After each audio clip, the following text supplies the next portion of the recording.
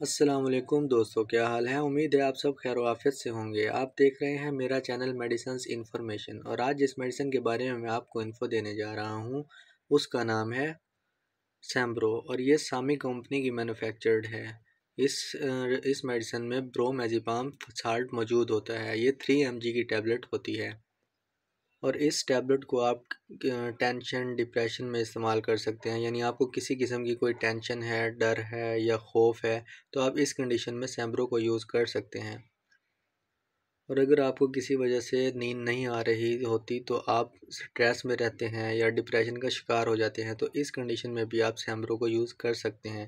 اور یہ ایک نشہ آور ٹیبلٹ ہے اور اسے نیند نہ آنے کی صورت میں بھی استعمال کیا جاتا ہے، تو آپ اسے ان کنڈیشن میں لو ڈوز میں استعمال کریں، یعنی کسی پریشانی میں، ڈر میں، خوف میں، نیند کا نہ آنا، تو آپ اسے لو ڈوز میں استعمال کریں، آپ کے لیے زیادہ بہتر رہے گا، کیونکہ لمبے عرصے تک آپ اسے استعمال کریں گے تو آپ اس کے عادی ہو جائیں گے۔